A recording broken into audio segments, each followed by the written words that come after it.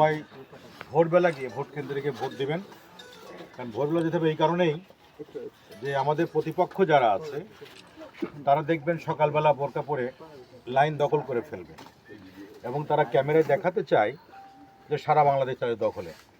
এই জন্য আমাদের নেতা জনাব তারেক রহমান, দলের চেয়ারম্যান, উনি বলেছেন যে তাহাজ্জুদের নামাজ পড়ে আপনারা কেন্দ্রে চলে যাবেন।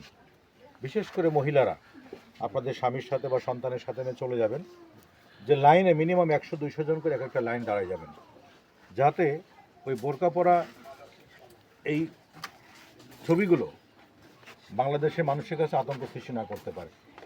আপনারা গিয়ে ভোট কেন্দ্রে গিয়ে সুস্থ মতো ভোট দেবেন। এবার ভোট আমরা আশা করি, বিশ্বাস করি সুস্থ সুন্দর ভোট হবে।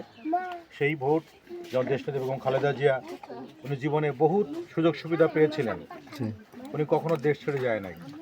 উনি বারবারই বলেছেন দেশের মাটি এবং দেশের মানুষ হলো আমার শেষ ঠিকানা। উনি কিন্তু দেশের বাইরে কখনো সুখ শান্তির জন্য যায় নাই। ওনার সন্তান তারেক রহমান বাংলাদেশে সেই প্রথমে জুতা খুলে মোজা খুলে মাটি দাঁড়িয়ে এক মুঠো মাটি বুকে ধরে প্রতিজ্ঞা করেছেন যে এই দেশের মাটি আমার বিশ্বাস, এই দেশের মাটি আমার শান্তি, এই দেশের মানুষই আমার ভালোবাসা। তার পিতা ছিলেন রাষ্ট্রপতি শহীদ জিয়াউর রহমান।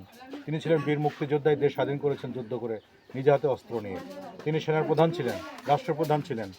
এই বংশটা, এই পরিবারটা, এই রাজনৈতিক পরিবার জিয়া পরিবারটা বিশ্বের ইতিহাসে একটা বিরল, স্বচ্ছ সাদা এবং একেবারে নীতিবান একটি পরিবার।